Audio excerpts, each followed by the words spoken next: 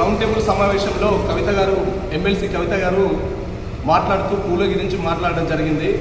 అమ్మ కవితమ్మ, గత 10 సంవత్సరాలుగా తెలంగాణ రాష్ట్రంలో సొంత మీ నాయన అంటే మీ నాన్న, మీ డాడీ పరిపాలనించినటువంటి రాష్ట్రంలో అప్పుడు మాట్లాడినటువంటి పూలే మహాత్ముల గురించి ఈరోజు నువ్వు మాట్లాడడం చాలా విడ్డూరంగా ఉందమ్మా. టీఆర్ఎస్ కానీ, ముఖ్యంగా మీకు కానీ, బీసీల గురించి కానీ, పూలే గురించి కానీ మాట్లాడే అర్హత లేదని ఈ సందర్భంగా జిల్లా కాంగ్రెస్ పార్టీ బీసీసీఎల్ పక్షాన నేను డిమాండ్ చేస్తూ ఉన్నా. నిన్నగాక మొన్ననే మంత్రి పొన్నం ప్రభాకర్ గారు సోమాజిగూడలో ప్రెస్ మీట్లో స్పష్టంగా చెప్పారు. అంతకుముందు మాట్లాడినటువంటి మా సీఎం రేవంత్ రెడ్డి గారు కూడా మేము కుల గణనకు కట్టుబడి ఉన్నాము, ప్రక్రియ స్టార్ట్ చేస్తున్నామని చెప్పారు. దానికంటే ముందు జోడో యాత్రలో రాహుల్ గాంధీ గారు కూడా దేశవ్యాప్తంగా చేపడదామని చెప్పినటువంటి విషయం మీరు మర్చిపోయి రాని సందర్భంగా మిమ్మల్ని నిలదీస్తున్నా. 10 సంవత్సరాల టీఆర్ఎస్ పాలనలో బీసీలకు మీరు ఇచ్చినటువంటి బడ్జెట్ని మీకు ముఖ్యంగా ఎమ్మెల్సీ కవిత గారికి అంత దమ్ముందా, శ్వేతపత్రం విడుదల చేసే దమ్ముందా అని సందర్భంగా అడుగుతున్నా. గతంలో మీ పార్టీ అధికారంలోకి వచ్చిన తర్వాత జరిగినటువంటి పరిణామాలు, సమగ్ర కుటుంబ సర్వే అని చేసినటువంటి సర్వే ఆధారంగా కూడా మీరు కనీసం బీసీలకు న్యాయం చేయలేనటువంటి దుర్మార్గమైనటువంటి పాలన అందించినటువంటి ప్రభుత్వం బీఆర్ఎస్ ప్రభుత్వం.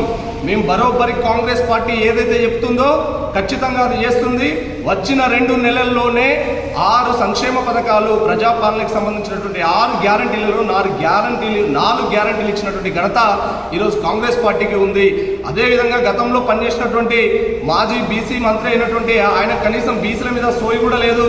కానీ ఈరోజు కరీంనగర్ ముద్దుబిడ్డగా, హుస్నాబాద్లో మంత్రిగా ప్రమాణ స్వీకారం చేసిన రోజు నుండే బీసీల కోసం అహర్నిశలు పాటుపడుతున్నటువంటి వ్యక్తి పొన్నం ప్రభాకర్ గారు ఉన్నటువంటి గడ్డ ఈరోజు కరీంనగర్ గడ్డ.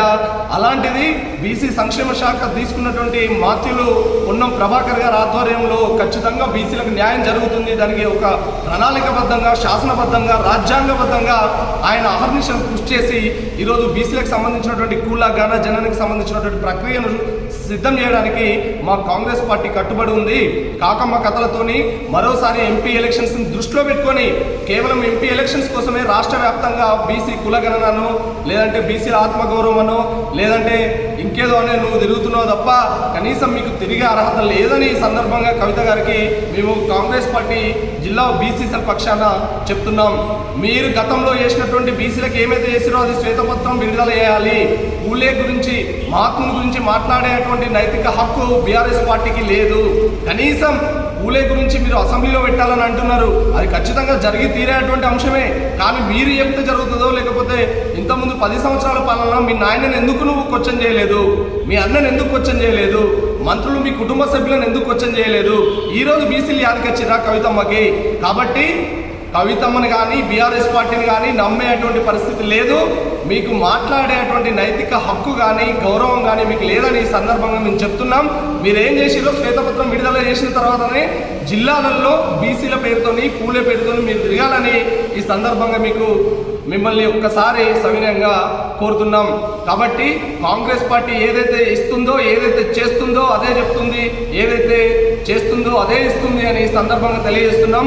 కవితమ్మ మాటలు నమ్మడానికి ఇక్కడ ఏం లేదు. కాబట్టి అమ్మ కవితమ్మ గారు, మీరు చక్కగా ఇంట్లోనే కూర్చుంటే మంచిగా ఉంటుంది. బీసీల గురించి మీరు దయచేసి మాట్లాడొద్దని ఈ సందర్భంగా తెలియజేస్తున్నా. పులి ఆంజనేయులు గౌడ్, జిల్లా కాంగ్రెస్ బీసీసీఎల్ చైర్మన్, కరీంనగర్.